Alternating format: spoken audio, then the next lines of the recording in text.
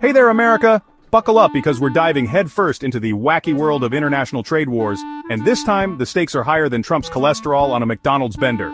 It all started with Trump slapping tariffs on Chinese goods like they were his latest ex-wife's lawyer's bills. He called it Liberation Day, because apparently nothing screams freedom like making your morning coffee more expensive. China, being the global equivalent of that friend who always gets back at you twice as hard, retaliated with a vengeance, and their weapon of choice, rare earth minerals. Now before you zone out and start thinking about puppies or whatever it is you Americans do in your spare time, let me tell you these minerals are a much bigger deal than their name suggests. We're talking essential ingredients for everything from your precious iPhones to those fancy fighter jets the Pentagon loves so much. So yeah, things just got real. Okay, pop quiz hotshots. What do your smartphone, your electric car, and a freaking F-35 fighter jet have in common? Give up?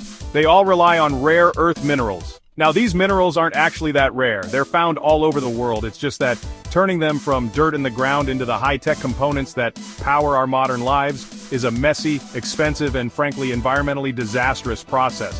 Think of it like refining crude oil, but instead of getting gasoline, you get ingredients for things like super strong magnets, lasers, and those vibrant colors on your phone's screen.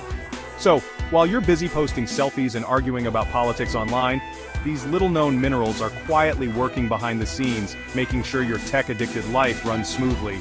And when China, the world's biggest supplier of these magical elements, decides to play hardball, well, let's just say it's not going to be pretty. For years, China's been playing the long game with rare earths. They knew these minerals were going to be crucial, so they did what any savvy business person would do. They cornered the market.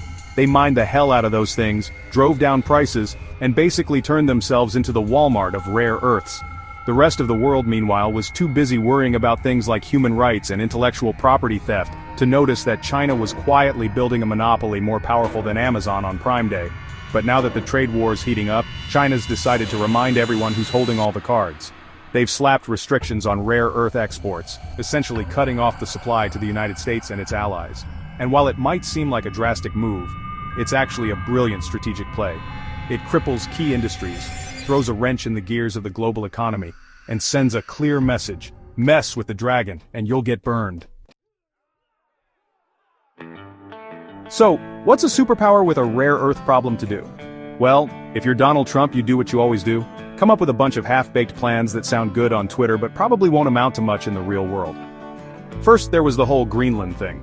Apparently our commander-in-chief got it into his head that buying Greenland from Denmark, yes, you read that right, was the solution to all our rare earth woes. Never mind the fact that Denmark wasn't selling, or that it would be cheaper to just buy every rare earth mine in China outright.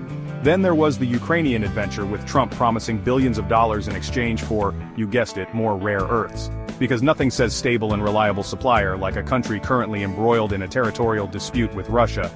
And just when you thought it couldn't get any crazier, Trump decided to throw some good old-fashioned tariffs at the problem. Now he's slapping tariffs on all United States critical mineral imports because, well, why not? It's not like we haven't learned our lesson about the effectiveness of tariffs already. In the meantime, the United States is scrambling to ramp up domestic production of rare earths, but that's a bit like trying to build a rocket to Mars in your backyard. It's going to take time, money, and a whole lot of luck.